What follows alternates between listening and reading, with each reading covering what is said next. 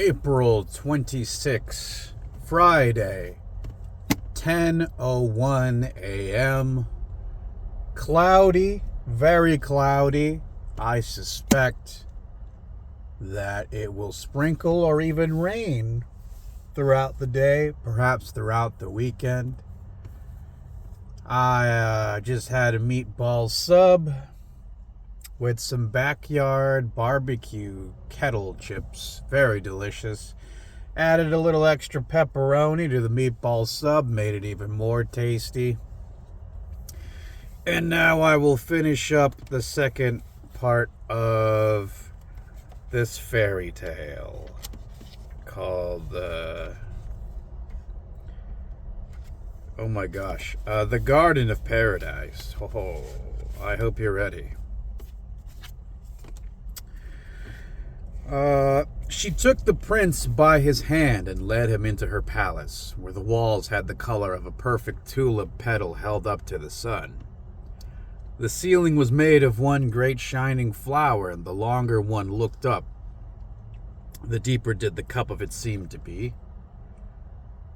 The prince went to the window. As he glanced out through one of the panes, he saw the tree of knowledge with the serpent and Adam and Eve standing under it. "Weren't they driven out?" he asked. The fairy smilingly explained to him that time had glazed a picture in each pane, but that these were not the usual sort of pictures. No, they had life in them. The leaves quivered on the trees, and the people came and went as in a mirror. He looked through another pane, and there was Jacob's dream, with the ladder that went up to heaven, and the great angels climbing up and down. Yes, all that ever there was in the world lived on and moved across these planes of glass. Only time could glaze such artistic paintings so well. The fairy smiled and led him onto a vast and lofty hall with walls that seemed transparent. On the walls were portraits, each fairer than the one before. These were millions of blessed souls, a happy choir that sang in perfect harmony. The uppermost faces appeared to be smaller than the tiniest rosebud drawn as a single dot in a picture. In the center of the hall grew a large tree with luxuriantly hanging branches.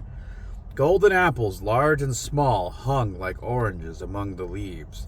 This was the tree of knowledge, of which Adam and Eve had tasted. A sparkling red drop of dew hung from each leaf as if the tree were weeping tears of blood. "Now let us get into the boat," the fairy proposed. "There we'll have some refreshments on the heaving water. Though the rocking boat stays in one place, we shall see all the lands in the world glide by." It was marvelous how the whole shore moved. Now the high snow-capped Alps went past with their clouds and dark evergreen trees. The alpine horn was heard, deep and melancholy, and the shepherds yodeled gaily in the valley. Oh, that was awful. But soon the boat was overhung by the long, arcing branches of banana trees. Jet-black swans went swimming by, and the queerest animals and plants were to be seen along the banks. This was New Holland in the fifth quarter of the globe that glided past with its blue hills in the distance. They heard the songs of the priests and saw the savages dance to the sound of drums and trumpets of bone. The cloud-tipped pyramids of Egypt, the fallen columns and sphinxes half buried in the sand, swept by. The northern lights blazed over the glaciers around the pole in a display of fireworks that no one could imitate. The prince saw 100 times more than we can tell, and he was completely happy. "May I always stay here?" he asked. "That is up to you," the fairy told him, "unless, as Adam did, you let yourself be tempted and do what is forbidden. You may stay here always." "I won't touch the fruit on the tree of knowledge," the prince declared. "Here are thousands of other fruits that are just as attractive. Look into your heart, and if you have not strength enough to go back with the east wind who brought you here. He is leaving soon and will not return for 100 years, which you will spend as quickly here as if they were 100 hours. But that is a long time to resist the temptation to sin. When I leave you every evening, I shall have to call, 'Come with me,' and hold out my hands to you. But you must stay behind. Do not follow me, or your desire will grow with every step. You will come into the hall where the tree of knowledge grows. I sleep under the arc of its sweet-smelling branches. If you lean over me, I shall have to smile, but if you kiss me on the mouth, this paradise will vanish deep into the earth, and you will lose it. The cutting winds of the wasteland will blow about you.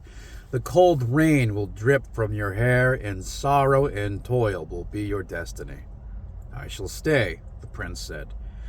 The east wind kissed his forehead. "Be strong," he said, "and in 100 years we shall meet here again. Farewell, farewell." Then the east wind spread his tremendous wings that flashed like lightning seen at harvest time, or like the northern lights in the winter cold. "Farewell, farewell." The leaves and trees echoed the sound as the storks and the pelicans flew with him to the end of the garden in lines that were like ribbons streaming through the air. "Now we will start our dances," the fairy said. "When I have danced the last dance with you at sundown, you will see me hold out my hands to you and hear me call, 'Come with me,' but do not come. Every evening for 100 years I shall have to repeat this. Every time that you resist, your strength will grow, and at last you will not even think of yielding to temptation. This evening is the first time, so take warning." And the fairy led him into a large hall of white, transparent lilies. The yellow stamens of each flower formed a small golden harp that vibrated to the music of strings and flutes. The loveliest maidens, floating and slender, came dancing by, clad in such airy gauze that one could see how perfectly shaped they were. They sang of the happiness of life, they who would never die, and they sang that the garden of paradise would forever bloom. The sun went down. The sky turned to shining gold, and in its light the lilies took on the color of the loveliest roses. The prince drank the sparkling wine that the maidens offered him and felt happier than he had ever been. He watched the background of the hall thrown open, and the tree of knowledge standing in a splendor that blinded his eyes. The song from the tree was as soft and lovely as his dear mother's voice, and it was as if she were saying, "My child, my dearest child." The fairy then held out her hands to him and called most sweetly, "Follow me, oh, follow me." Forgetting his promise, forgetting everything, on the very first evening that she held out her hands and smiled, he ran toward her. The fragrant air around him became even more sweet. The music of the harp sounded even more lovely, and it seemed as though the millions of happy faces in the hall where the tree grew nodded to him and sang. One must know all there is to know, for man is the lord of the earth. And it seemed to him that the drops that fell from the tree of knowledge were no longer tears of blood, but red and shining stars. "Follow me, follow me," the quivering voice still called, and at every step that the prince took, his cheeks flushed warmer and his pulse beat faster. "I cannot help it," he said. "This is no sin. It cannot be wicked to follow beauty and happiness. I must see her sleeping. No harm will be done if only I keep myself from kissing her. And I will not kiss her, for I am strong. I have determined will." The fairy threw off her bright robe, parted the boughs, and was instantly hidden within them. "I have not sinned yet," said the prince, "and I shall not." He pushed the branches aside. There she lay, already asleep, lovely as only the fairy of the Garden of Paradise can be. She smiled in her sleep, but as he leaned over her, he saw tears trembling between her lashes. "Do you weep for me?" he whispered. "Do not weep, my splendid maiden. Not until now have I known the bliss of paradise. It runs through my veins and through all my thoughts. I feel the strength of an angel and the strength of eternal life in my mortal body.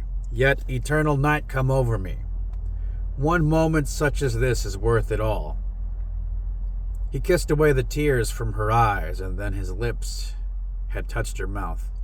Thunder roared louder and more terrible than any other thunder ever heard before, and everything crashed.